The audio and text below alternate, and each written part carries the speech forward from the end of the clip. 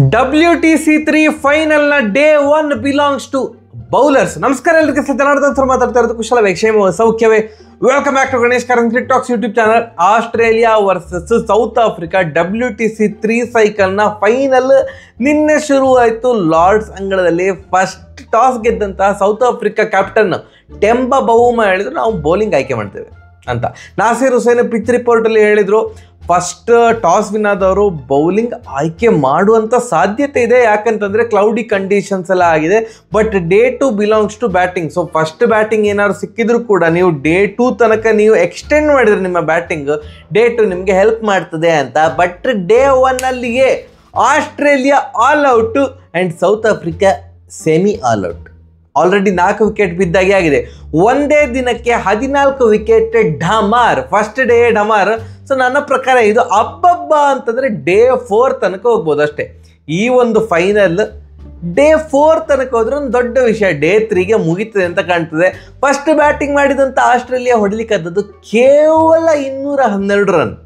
ಆ ಮೊದಲ ದಿನ ಏನು ನೆಗೆಟ್ ಮಾಡ್ಲಿಕ್ಕೆ ಆಗಲಿಲ್ಲ. ಸ್ವಿಂಗ್ ಆಗಿರ್ಬೋದು, ಕ್ಲೌಡಿ ಕಂಡೀಷನ್ಸೇ ಇತ್ತು, ಬಟ್ ನೆಗೆಟ್ ಮಾಡಲಿಕ್ಕೆ ಆಗಲೇ ಇಲ್ಲ. ಸ್ಮಿತ್ ಇದ್ದದ್ರಿಂದ ಬಚಾವ್. ಸ್ಮಿತ್ ಮತ್ತು ವೆಬ್ಸ್ಟರ್ ಅವ್ರು ಇದ್ದದ್ರಿಂದ 212 ಆಯ್ತು. ಇಲ್ಲ ಇದ್ರೆ 100 ಕೂಡ ಆಗ್ತಾ ಇರಲ್ಲ. ಎಂತ ಮಾರೆ ಬಾಯಿಗೆ ಬಂದಾಗೆ ಮಾತಾಡೋದು. ನಾನು ಬಾಯಿಗೆ ಬಂದಾಗೆ ಮಾತಾಡ್ತಿಲ್ಲಣ್ಣ.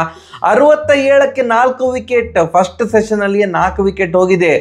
ರಬಾಡ ಅವ್ರದ್ದು ಬೌಲಿಂಗ್ ಅಂತೂ ರಬ ಅಂತ ಬರ್ತಾ ಇತ್ತು.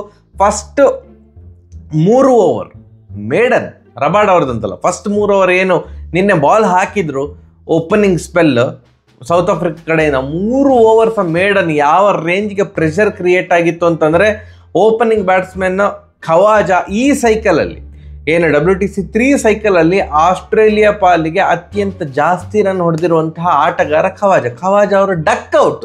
ಫೈನಲಲ್ಲಿ ಬ್ಯಾಟಿಂಗ್ ಬರಬೇಕಿತ್ತು, ಒಂದು ಕಾಂಟ್ರಿಬ್ಯೂಷನ್ ಬರಬೇಕಿತ್ತು ಅವರ ಕಡೆಯಿಂದ, ಬಟ್ ಬರಲಿಲ್ಲ. ಡಕ್ ಔಟ್ ಆದರು. ಲಬ್ಶೇನ್ ಅವರು ಓಪನರ್ ಆಗಿ ಬಂದದ್ದು ಆ್ಯಂಡ್ 1 ಡೌನಲ್ಲಿ ಗ್ರೀನ್ ಬಂದದ್ದು. ಬೈ ದ ವೇ, ನಾನು ನಿನ್ನೆ ಪ್ರಿವ್ಯೂಯಲ್ಲಿ ಗ್ರೀನ್ ಸ್ಪಿನ್ನರ್ ಅಂತಂದಿದ್ದೆ ಅಂತ ಮಾರ, ಮೀಡಿಯಂ ಪೇಸರ್.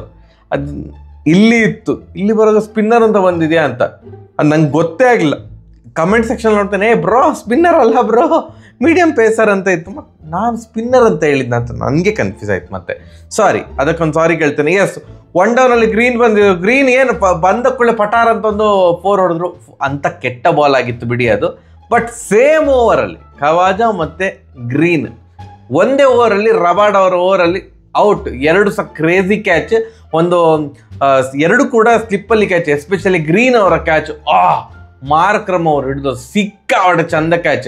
ಅದಾದ್ಮೇಲೆ ಕೂಡ ವಿಕೆಟ್ ಹೋಯ್ತು. ಏನು ಆ ಕಡೆಯಿಂದ ಲಬುಶೇನಿ ಅವರು ಜಾಸ್ತಿ ಹೊತ್ತು ಆಡ್ಲಿಕ್ಕೆ ಆಗಲಿಲ್ಲ. 17 ರನ್ನಿಗೆ ಔಟ್ ಆದರು. ಅವರು ಹೆಡ್ಡೇಕ್ ಕೊಡ್ತಾರಂತ ಅಂದ್ಕೊಂಡದು. ಹೆಡ್ಡೇಕ್ ಕೊಟ್ಟರು ಯಾರಿಗೆ? ಸೌತ್ ಆಫ್ರಿಕಾ ಪಾಲಿಗೆಲ್ಲ, ಆಸ್ಟ್ರೇಲಿಯಾ ಪಾಲಿಗೆ ಹೆಡ್ಡೇಕ್ ಕೊಟ್ಟರು. 11 ರನ್ ಹೊಡೆದು ಅವರು ಔಟ್ ಆದರು ಮಾರ್ಕೋ ಎನ್ಸನ್ ಅವರ ಬೌಲಿಂಗಲ್ಲಿ. ಅದು ಕೂಡ ಕ್ರೇಜಿ ಕ್ಯಾಚ್, ಕೀಪರ್ ಕ್ಯಾಚ್ ಅಂತೂ ಸಿಕ್ಕಾಪಟ್ಟೆ ಚಂದ ಐತಪ್ಪ.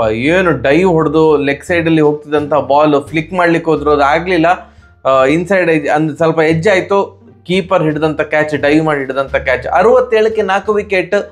ಏನು ಈ ಪೂರ್ತಿ session belong to South Africa. But next session lunch ಇಂದ ಏನು ಟೀ ಸೆಷನ್ ತನಕ ಆಸ್ಟ್ರೇಲಿಯಾದ್ದೇ ಆಟ. ಕೇವಲ 1 ವಿಕೆಟ್ ಹೋದದು.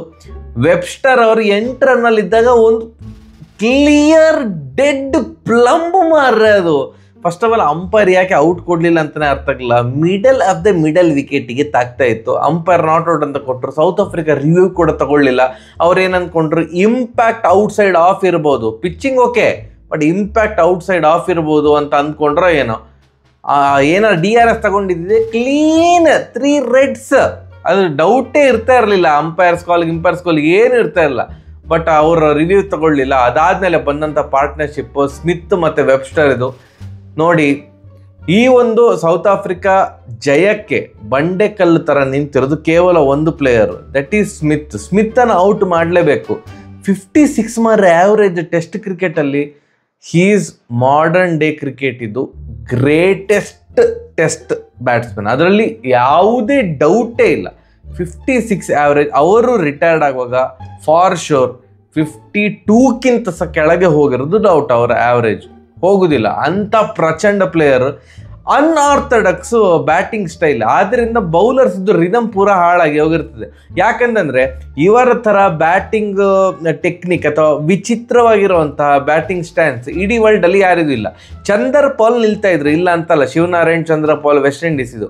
ಬಟ್ ಬಾಲ್ ಹಾಕೋ ಮುಂಚೆ ಬಾಲ್ ಬಂದ ಕೂಡಲೇ ಅವ್ರದ್ದು ರೆಗ್ಯುಲರ್ ಬ್ಯಾಟಿಂಗ್ ಸ್ಟೈಲ್ ಥರವೇ ಇರ್ತಾ ಇತ್ತು. ಇವ್ರದ್ದು ಹಾಗೆ ಅಲ್ಲ, ಇವ್ರದ್ದು ನಿಲ್ಲೋದು ಒಂಥರ, ತುಂಬ ಶಫಲ್ ಆಗ್ತಾರೆ. ಆ್ಯಂಡ್ ಮೆಜಾರಿಟಿ ಶಾಟ್ಸ್ ಬ್ಯಾಕ್ ಫುಟ್ಟಲ್ಲಿ ಆಡ್ತಾರೆ. ಫ್ರಂಟ್ ಫುಟ್ಟಲ್ಲಿ ಆಡುವಂಥ ಶಾಟನ್ನು ಕೂಡ ಹಿಂದೆ ಹೋಗಿ ಬ್ಯಾಕ್ ಫುಟ್ಟಲ್ಲಿ ಹಿಪ್ಪೆಲ್ಲ ಹಿಂದೆ ಮಾಡಿ ಬ್ಯಾಕ್ ಫುಟ್ಟಲ್ಲಿ ಆಫ್ ಸೈಡ್ ಶಾಟ್ಸ್ ಎಲ್ಲ ಹೊಡಿಯೋದ್ರಿಂದ ಬೌಲರ್ಸಿಗೆ ಎಂಥ ಬಾಲ್ ಹಾಕ್ಬೇಕಂತಲೇ ಅರ್ಥ ಆಗೋದಿಲ್ಲ. ಒಂದೇ ವೀಕ್ನೆಸ್ ಏನು, ಅವ್ರು ತುಂಬ ಶಫಲ್ ಆಗಿರೋದ್ರಿಂದಾಗಿ ಲೆಗ್ ಸ್ಲಿಪ್ ಇಟ್ಟರೆ ಔಟ್ ಆಗುವಂಥ ಸಾಧ್ಯತೆ ಇರ್ತದೆ ಅಂತ. ಬಟ್ ನಿನ್ನೆ ಕೂಡ ಆ ಥರದೊಂದು ಇನ್ಸಿಡೆಂಟ್ ಆಯಿತು. ಬಟ್ ಕೀಪರ್ ಮತ್ತು ಲೆಗ್ ಸ್ಲಿಪ್ ಮಿಡ್ಲಿಂದ ಬಾಲ್ ಹೋಯ್ತು, ಇಲ್ಲ ಇದ್ರೆ ಅಲ್ಲಿ ಒಂದು ಔಟ್ ಆಗ್ತಿದ್ರ ಅಂತ. ಇವ್ರನ್ನ ಔಟ್ ಈವನ್ ನೆಟ್ ಪ್ರಾಕ್ಟೀಸಲ್ಲಿ ಸಹ ಬೌಲರ್ಸ್ಗೆ ಕಷ್ಟ ಆಗ್ತದೆ. ಅಂದರೆ ನಿಮ್ಮ ಟೀಮಲ್ಲಿ ಸ್ಮಿತ್ ಥರ ಆಡುವಂಥ ಪ್ಲೇಯರ್ ಇದ್ದರೆ ಓಕೆ, ನೆಟ್ ಪ್ರಾಕ್ಟೀಸ್ ಟೈಮಲ್ಲಿ ಹೀಗೆ ಬಾಲ್ ಹಾಕಿ ಇವ್ರನ್ನ ಔಟ್ ಮಾಡ್ಬೋದು ಅಂತ ಒಂದು ಐಡಿಯಾ ಇರ್ತದೆ. ನಿಮ್ಮ ತಂಡದಲ್ಲಿ ಕೂಡ ಸ್ಮಿತ್ ಥರ ಬ್ಯಾಟಿಂಗ್ ಟೆಕ್ನಿಕ್ ಯಾರಿದು ಇಲ್ಲದಿರೋದ್ರಿಂದಾಗಿ ನಿಮಗೆ ಪ್ರಾಕ್ಟೀಸ್ ಕೂಡ ಇರೋದಿಲ್ಲ. ಡೈರೆಕ್ಟಾಗಿ ಅಂಗಳಕ್ಕೆ ಇಳಿಬೇಕು, ಇದು ಏನು ಗ್ರೌಂಡಲ್ಲೇ ಅವ್ರನ್ನ ಔಟ್ ಮಾಡಬೇಕು. ಸೊ ರಗಳೆ ಅಂತ ಅನಿಸ್ತದೆ. ಇದು ರಬಾಡ್ ಅವ್ರದ್ದು ಸ್ಪೆಲ್ಲಿದು ಆ ರಿದಮ್ ಕೂಡ ಹಾಳಾಗಿದೆ. ಇವ್ರದ್ದೊಂದು ವಿಚಿತ್ರ ಬ್ಯಾಟಿಂಗ್ ಟೆಕ್ನಿಕ್ಕಿಂದಾಗಿ ಅನ್ಆರ್ಥೋಡಕ್ಸ್ ಪ್ಲೇಯರು ನಿನ್ನೆ ಸಹ ಅವರೇ ನಿಂತದ್ದು 66 ರನ್ ನೋಡಿದ್ರು. ಸೊ ಅದಕ್ಕೆ ಮೇ ಬಿ ನನ್ನ ಪ್ರಕಾರ ವೆಬ್ಸ್ಟರ್ಗೆ ಈಸಿ ಆಯಿತು. ಕೊನೆಗೆ ವೆಬ್ಸ್ಟರ್ 72 ರನ್ ನೋಡಿದ್ರು, 92 ಬಾಲಿಗೆ 72 ರನ್ನು. ಫ್ರೀ ಫ್ಲೋ ಬ್ಯಾಟಿಂಗ್ ಇತ್ತು. ಬಟ್ ಆ ಒಂದು DRS ತಗೊಂಡಿದ್ದರೆ 100 ಒಳಗೆ ಸಹ ಆಲ್ ಔಟ್ ಆಗುವಂಥ ಸಾಧ್ಯತೆ ಇತ್ತು. ಅಲೆಕ್ಸ್ ಕ್ಯಾರಿ ಒಂಚೂರು ಟ್ರೈ ಮಾಡಿದ್ರು, ಕೊನೆಗೆ ರಿವರ್ಸ್ ಸ್ವೀಪ್ ಎಲ್ಲ ಹೊಡಲಿಕ್ಕೆ ಹೋಗಿ ಮಹಾರಾಜ್ ಅವರ ಬೌಲಿಂಗಲ್ಲಿ ಬೋಲ್ಡ್ ಆದರು. ಆ್ಯಂಡ್ ಸ್ಮಿತ್ ಅವರು ಕೂಡ ಹಾಗೆ ಎಂತೆಂಥ ಇದು ಬೌಲರ್ಸನ್ನು ಫೇಸ್ ಮಾಡಿದರು. ಕೊನೆಗೆ ಔಟ್ ಆಗಿದ್ದು ಇದೇನು ಇವರ ಮಾರ್ಕ್ರಮ್ ಅವರ ಬೌಲಿಂಗಲ್ಲಿ. ಸುಮ್ಮನೆ ಒಂದು ಎಕ್ಸ್ಪೆರಿಮೆಂಟ್ ಅಂತ ಬೌಮ್ ಅವರು ಮಾರ್ಕ್ರಮ್ ಅವರಿಗೆ ಓವರ್ ಕೊಟ್ಟರು. ಅದೇ ಓವರಲ್ಲಿ ಸ್ಲಿಪ್ ಕ್ಯಾಚ್ ಏನು ಮಾರ್ಕೋ ಆ್ಯನ್ಸನ್ ಅವರು 3 ಟೈಮ್ ತಗೊಂಡ್ರು ಅದನ್ನು ಹಿಡಲಿಕ್ಕೆ. ಹೀಗೆ ಮಾಡಿ ಅಂತೂ ಇತ್ತು ಕ್ಯಾಚ್ ಹಿಡಿದ್ರು. ಕೊನೆಗೆ 212 ರನ್ನಿಗೆ ಆಲ್ ಔಟ್. ಟೈಲನ್ನು ಪಟ ಅಂತ ಏನು ಆಲ್ ಔಟ್ ಮಾಡಿ ಹಾಕಿದ್ರು, ವಿಕೆಟ್ ತೆಗೆದು ಆಲ್ ಔಟ್ ಮಾಡಿ ಹಾಕಿದ್ರು. ರಬಾಡ್ ಅವರು 5 ವಿಕೆಟ್ ತೆಗೆದ್ರು. ಐ ಥಿಂಕ್ ಲಾರ್ಡ್ಸಲ್ಲಿ ಸೆಕೆಂಡ್ ಟೈಮ್ 5ನೇ ವಿಕೆಟ್ ತೆಗಿತಾ ಇರೋದಂತ ಅಂದ್ಕೊಳ್ತೇನೆ. ಅಪ್ಪರ್ ಹ್ಯಾಂಡ್ ಅಲ್ಲಿಯ ತನಕ ಸೌತ್ ಆಫ್ರಿಕಾ ಎಂತ ಬೌಲಿಂಗ್ ಮಾರ ಊಹು ಅಂತ. ಸೌತ್ ಆಫ್ರಿಕಾ ಬ್ಯಾಟಿಂಗ್ ಮಾಡೋವಾಗ ಅಂದ್ಕೊಂಡದ್ದು ನಾವು ಏನು ಅಂತಂದ್ರೆ ಆಸ್ಟ್ರೇಲಿಯಾವೇ ಚೆಂದ ಮಾರಿ ಬ್ಯಾಟಿಂಗ್ ಮಾಡಿದೆ ಮಾರ್ರೆ ಅಂತ. 4 ವಿಕೆಟ್ ಹೋಗಿದೆ. 4 ಕೂಡ ಏನು ಅಂದರೆ ಪ್ರಚಂಡ ಬೌಲಿಂಗ್. ಎಸ್, ಸ್ಟಾರ್ಕ್ ಅವ್ರದ್ದೆಲ್ಲ ಸೂಪರ್. ಬಟ್ ನೀವು ಕಂಪೇರ್ ಮಾಡಿದರೆ ಸೌತ್ ಆಫ್ರಿಕಾದ ಇದರ ಜೊತೆ ಕಂಪೇರ್ ಮಾಡಿದ್ರೆ ಸೌತ್ ಆಫ್ರಿಕಾಲಿ ಎಂಥ ಕ್ಯಾಚ್ ಹಿಡಿದು ಔಟ್ ಮಾಡಿದಾಗಿತ್ತು. ಬಟ್ ಇವರು ಹೆದ್ರಿ ಹೋಗಿದ್ರು ಅಂತ ಕಾಣ್ತದೆ. ಎಲ್ಲ ಬಂದವರೆಲ್ಲ ಬೋಲ್ಡ್ ಡಮ್ ಅಂತ ಬೋಲ್ಡ್ ಆಗ್ತಾ ಇದ್ದಾರೆ. ಒಂದು ಕ್ಯಾಚ್ ಬೇರೆ ಬಿಟ್ಟಿದ್ರು, ಮಲ್ಡರ್ ಅವ್ರದ್ದು ಕ್ಯಾಚ್ ಬೇರೆ ಬಿಟ್ಟಿದ್ರು ಅಲೆಕ್ಸ್ ಕ್ಯಾರಿ ಅವರು. ಬಟ್ ಅದೇನು ಫರಕ್ ಆಗಲಿಲ್ಲ. ಆಲ್ರೆಡಿ 4 ವಿಕೆಟ್ ಹೋಗಿದೆ. ಸ್ಮಿತ್ ಅವರು ಸ್ಟಾರ್ಕ್ ಅವರು 2 ವಿಕೆಟ್ ತೆಗೆದ್ರು, ಕಮಿನ್ಸ್ ಅವರು 1 ವಿಕೆಟ್ ತೆಗೆದ್ರು, ಹೇಸಲ್ವುಡ್ ಅವರು 1 ವಿಕೆಟ್ ತೆಗೆದ್ರು. ಅವರ ಕ್ಯಾಪ್ಟನ್ ಬೌಮ್ ಅವರು 31 ಬಾಲ್ ತಗೊಂಡ್ರು. ಫಸ್ಟ್ ರನ್ ಬರ್ಲಿಕ್ಕೆ ಅಷ್ಟು ಒದ್ದಾಡಿದ್ದಾರೆ ಅವ್ರು. ಪಾಪ ಸಿಂಗಲ್ ತೆಗೆದ ಕೂಡಲೇ ಇಡೀ ಸ್ಟೇಡಿಯಂ ಎದ್ದು ನಿಂತು 100 ಹೊಡೆದ ಥರ ಕ್ಲಾಪ್ ವೀಪ್ಸ್ ಎಲ್ಲ ಹೊಡೆದ್ರು ಮಾರ್ರೆ. ಆ ಕಡೆಯಿಂದ ರಿಕಲ್ಟನ್ ಒಂದು ಡಬಲ್ ಡಿಜಿಟ್ ಕ್ರಾಸ್ ಆದರೂ 3-4 ಹೊಡೆದು ಅವರು ಕೂಡ ಔಟ್ ಆಗಿದ್ದಾರೆ. ಇವಾಗ ಅವರ ಕ್ಯಾಪ್ಟನ್ ಬವೂಮ ಮತ್ತು ಕೀಪರ್ ಅಲ್ಲ, ಅವರ ಹೆಸರೇ ನನಗೆ ನೆನಪಿಲ್ಲ ಮಾರ.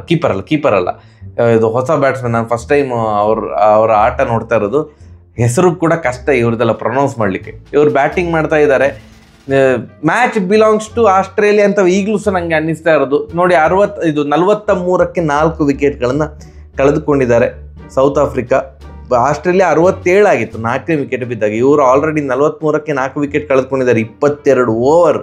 ಲಾಸ್ಟ್ 2 ಬಾಲ್ 2 4 ಬಂತು. ಅದಕ್ಕೆ ಒಂದು ಸ್ವಲ್ಪ ಏನೋ ಒಂದು ರೆಸ್ಪೆಕ್ಟೇಬಲ್ ಸ್ಕೋರ್ ಅಂತ ಅನ್ನಿಸ್ಬೋದು. ರೆಸ್ಪೆಕ್ಟೇಬಲ್ ಅಲ್ಲ, ಎಂಥದೋ ಅಲ್ಲ. 40 ಸಹ ದಾಟ್ತಾ ಇರಲ್ಲ. ಈಗ 40 ದಾಟಿದೆ. ಡೇ 1 70% ಆಸ್ಟ್ರೇಲಿಯಾ ಅಂತವೇ ನನಗೆ ಈಗ ಅನ್ನಿಸ್ತಾ ಇರೋದು. ಇಲ್ಲೇ ಫಸ್ಟ್ 90% ಸೌತ್ ಆಫ್ರಿಕಾ ಚಿಂದಿ ಅಂತ. ಈಗ ಚಿಂದಿ ಅಲ್ಲ, ಎಲ್ಲ ಪೂರ್ತಿ ಬಿದ್ದೋಗಿದೆ. 100 ದಾಟಿದ್ರು ಕೂಡ ದೊಡ್ಡ ಸಾಧನೆ ಆಗ್ತದೆ ಇಲ್ಲಿಂದ. ಯಾಕಂದರೆ ದೊಡ್ಡ ಪಾರ್ಟ್ನರ್ಶಿಪ್ ಬೇಕು ಸೌತ್ ಆಫ್ರಿಕಾಗೆ. ಆಸ್ಟ್ರೇಲಿಯಾ ಚಿಂದಿ ಬೌಲಿಂಗ್ ಎಫರ್ಟ್. ಸರಿ, ನಾಳೆ ಸಿಗುವ. ನಮಸ್ಕಾರ ಫ್ರೆಂಡ್ಸ್.